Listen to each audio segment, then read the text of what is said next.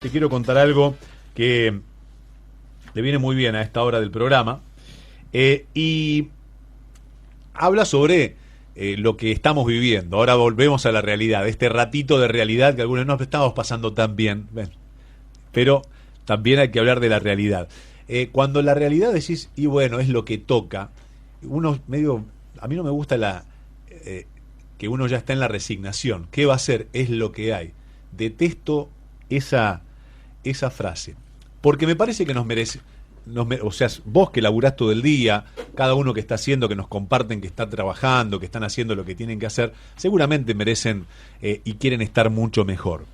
Y después de desaciertos de alguien que les confíe el voto, por más que estés de acuerdo o no con ese partido, por más que los hayas votado o no, pero bueno, es, este, es quien la mayoría elige para los destinos del país.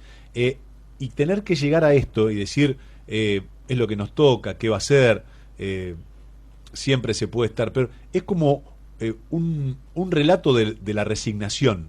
Y la verdad me opongo absolutamente, yo quiero estar mejor. Quiero decir que la realidad, y hablar de la realidad con cosas positivas y no tener que estar hurgueteando por allí para sacar una o un par buenas. Eh, Tengo en línea a Luis Seco, quien es director de Perspectivas Económicas, quien dijo el gobierno está pagando las consecuencias de creer que la inflación y la alta pobreza se pueden reducir con la política. Claro, es muy linda la frase porque algunas veces muchos piensan como la vocera presidencial, que está abstraída absolutamente de la realidad, parece que vive adentro de un caracol, no sé dónde vive, y y dice frases inconducentes, incongruentes, que están muy alejadas de la realidad, y realmente no solamente es una tristeza, sino que es un papelón internacional. Luis Seco, gracias por atenderme. Sebastián Shapiro lo saluda aquí en Duplex, en L2 de Bahía Blanca. ¿Cómo le va? ¿Qué tal, Sebastián? Muchas gracias por llamarme. Luis, esta frase, los problemas económicos de la Argentina se resuelven con economía y de la buena. ¿Qué es economía de la buena? Mira, yo creo que para empezar podríamos decir que es básicamente lo contrario que lo que hace este gobierno, lo que ha venido haciendo este gobierno, que es tratar de mirar para otro lado y patear la resolución de los problemas macro de la Argentina para adelante.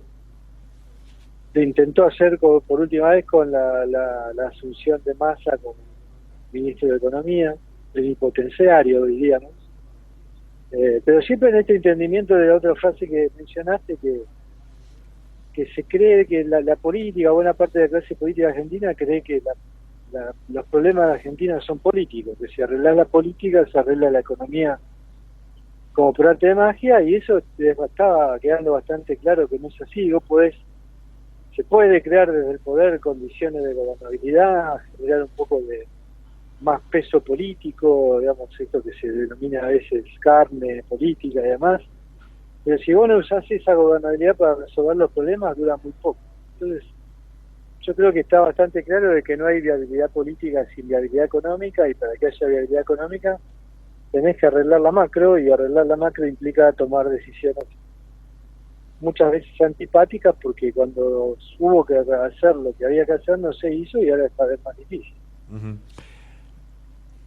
La gran pregunta de, y no quiero meterlo en un lugar de futurología, pero siempre uno se pregunta, hace décadas que se vienen sucediendo sistemáticamente situaciones poco felices económicamente hablando, que hacen que las herencias sean con lo que me dejó, con lo que me dejó, con lo que me dejó, parece un eco, ¿no? Un random de con lo que me dejó, y se hace una bola de un presente tan triste como el que se está viviendo. Por eso quiero hablar de décadas, no quiero hablar de 4 años, 10, puedo hablar de 40 años de desaciertos y de cosas que nos han llevado, porque esto no se construye de la noche a la mañana, ¿no?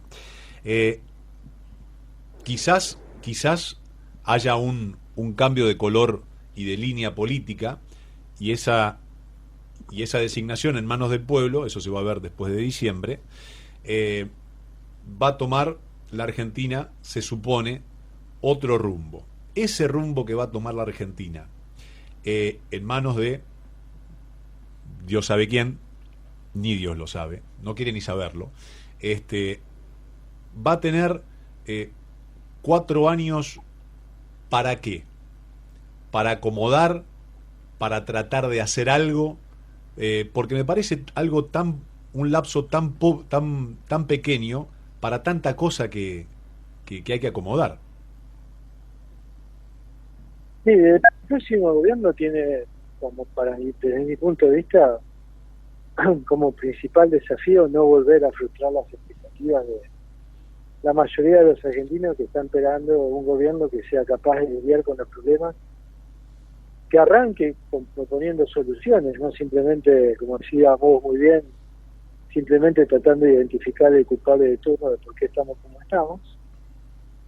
Y yo creo que la sociedad argentina va a responder favorablemente si ve en ese próximo gobierno una intención o una vocación por resolver los problemas fiscales, monetarios y estructurales que tiene la economía argentina. Obviamente no se puede pretender que, como bien decía Sebastián, que de un día para otro se resuelva todo, no existe eso, ¿no? Ahora, lo que sí hay que hacer el primer día es poner arriba de la mesa la hoja de ruta, explicar las dificultades, explicar dónde se quiere ir y el cómo.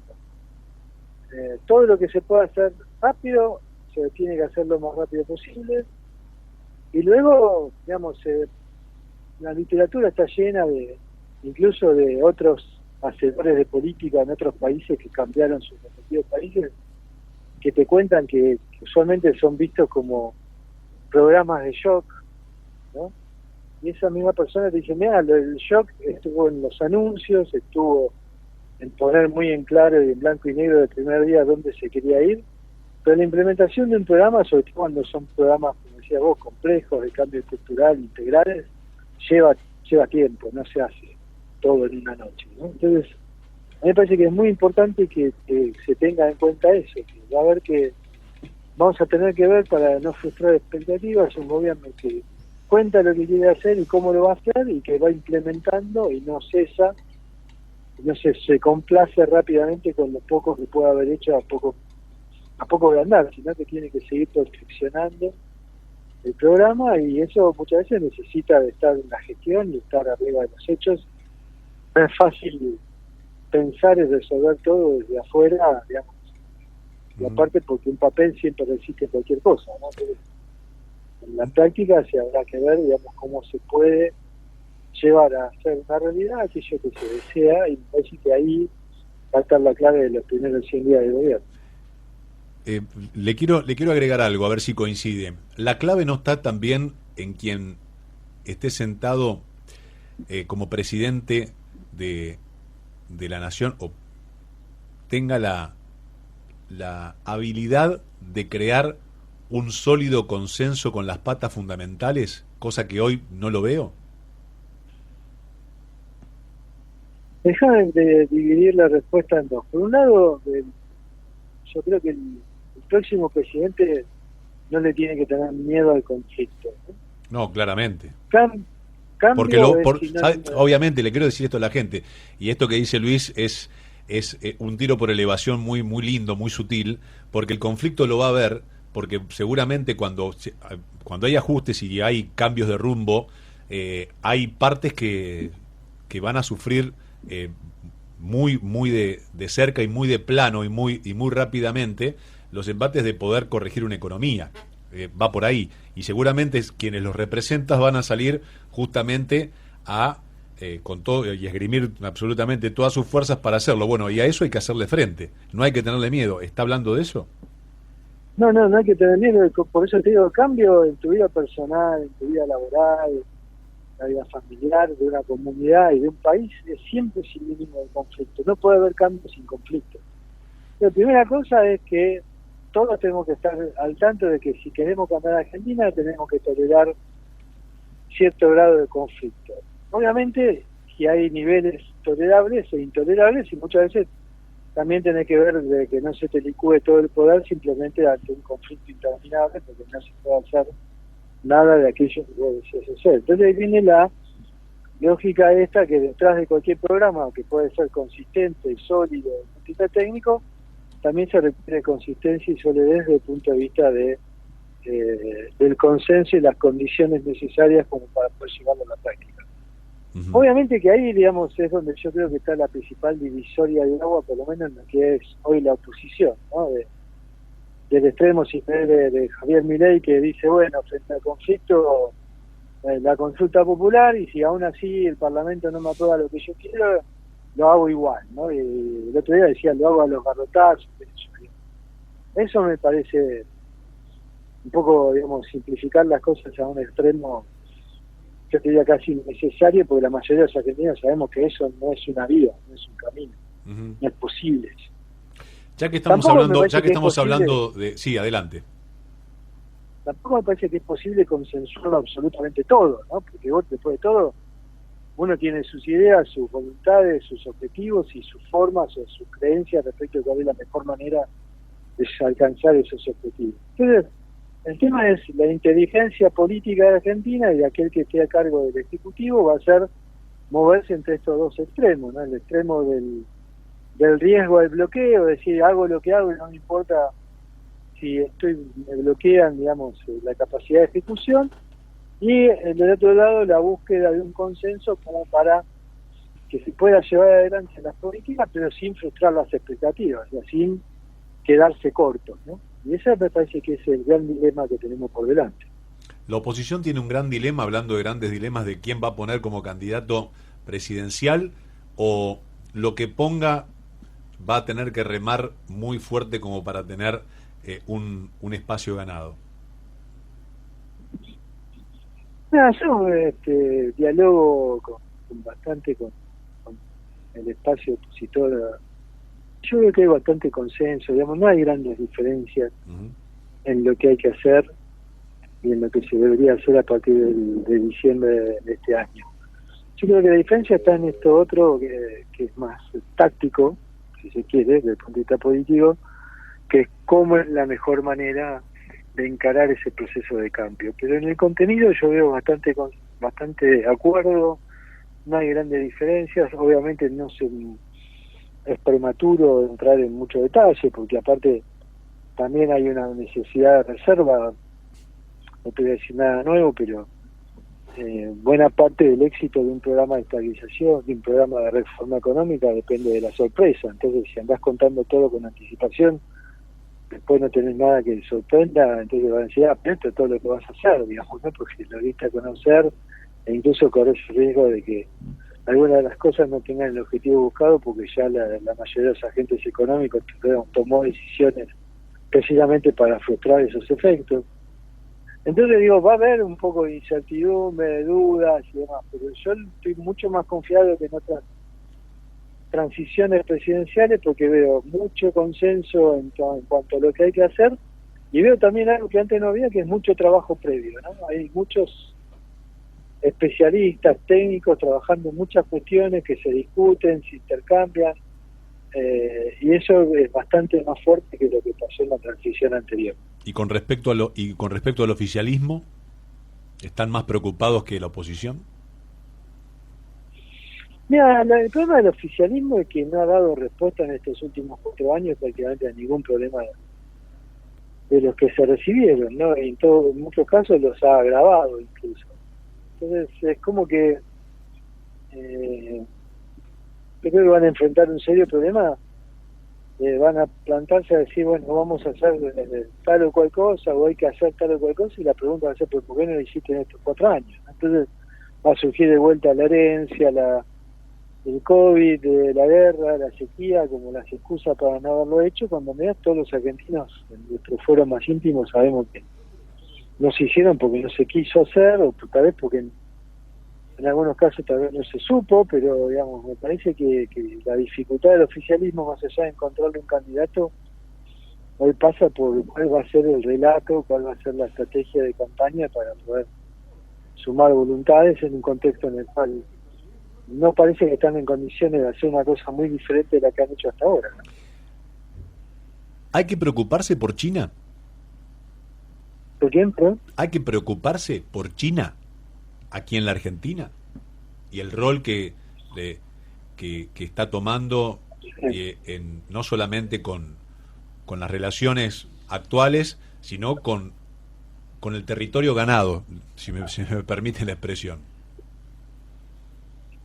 Mira, la Argentina pertenece genéticamente y geográficamente a Occidente, ¿no? Y eso es algo que no podemos, culturalmente, incluso pertenece a Occidente, y eso me parece que no se puede, se debería trastocar ni afectar, y eso implica también, tiene sus consecuencias sobre la política exterior. Ahora, lo que es innegable es que el eje del mundo se está corriendo del Atlántico hacia el Pacífico.